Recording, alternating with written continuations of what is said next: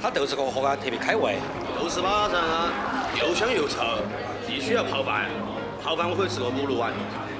因为贵阳有句老话说的，人家政治那个也要完，人家饭遭殃的。豆豉火锅以臭闻名，贵州人把它爱得实在不行。这种火锅是配米饭吃的，因此还有个形象的外号叫“饭遭殃”。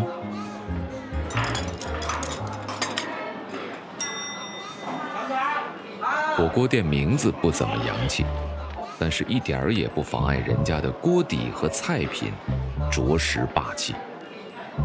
豆豉火锅的精髓在味道浓郁的锅底中，而这全仰仗一种特殊的食材——豆豉粑。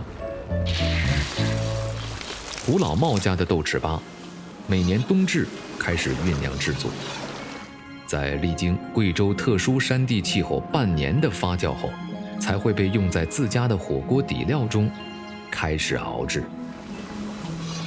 我们家的呢选正义辣锅，大风辣椒，或者我们贵州的花旗辣锅，其他的呢我就不能再能讲了。正在制作底料的是火锅店的创始人老邹。豆豉火锅是他人生低谷的时候时来运转的利器。曾经见过牌面阵仗，料理火锅自然更有眼量。老邹觉得一个绝招万万不够，于是把贵州人喜欢的豆豉肉丝和软哨也发挥到了极致，成为了店里新的杀手锏。上头五花，你看啊，切出来的效果都不一样，吃起来味道都不一样。软哨是贵州人拓展猪肉烹饪边界的又一个特殊尝试。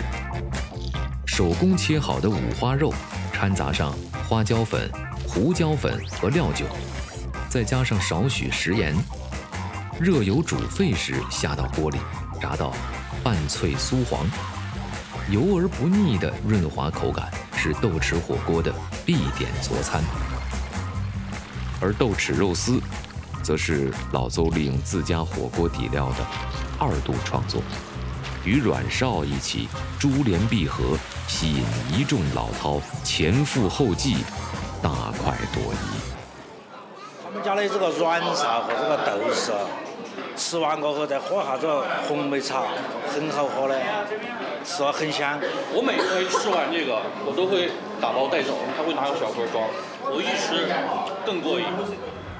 每天天蒙蒙亮，老邹就要为火锅店采买他瞧得上的食材，尤其是猪肉，只有家养且一生只吃粮食的，才能入得了他的法眼。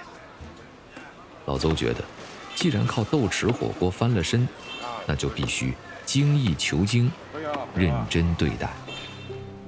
先修车，后面又开修理厂，在后面呢又去打矿，做煤炭生意了嘛。煤炭生意以后又去做铅锌矿。能折腾是老邹的本事，但是折腾就有风险。老邹沿着先赚后赔的疯狂轨迹跑了一圈，不但弄得妻离子散，还亏了1000多万。无奈之下，他找钱老丈人借了500块起家，开始学做豆豉火锅。别说，这回算是小小的翻身了。哪晓得这生意就这好啊！就自从我回去以后，生意就好排队，生意好。好，这样子我又积累钱，积累钱就给别人去还了。无巧不成书，自个儿活得这么跌宕，自家女婿的经历也是照样学样。肯踏踏实实地跟着老丈人学做火锅，也是被逼无奈，走投无路。杨宇以前是做钢材生意的，挥金如土是家常便饭，但生意没做好，濒临破产之时，只得向老丈人求救。最关键的是找女婿讲一句话：一个男人能在我的面前讲出来话呢，老爹不开不行啊。2个遭受事业打击的男人，结果就这么阴错阳差的靠豆豉火锅再次上路。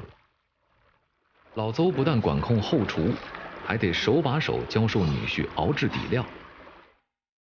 在5星级酒店做市场销售的女儿也辞职加入火锅小分队。3口人1口锅，心照不宣，一起努力。逐渐，火锅店的生意越来越好，这家人的干劲儿也越来越足了。按照这生意呢，还可以，是你们努力得到的这些结果，看到就很欣慰。今天是女儿女婿结婚10周年纪念的日子。店面打烊后，3个人围炉而坐，有人祝福，有人送花，有人哭得稀里哗啦。还送花这现在你们年轻人厉害得很了啊！不能去了哈，不能去了。哎呦，有点味道。哎呀，有味道，有味道。豆豉火锅臭中带香，老邹一家苦中作乐。他们掌握了火锅的精髓，也了解了生活的真谛。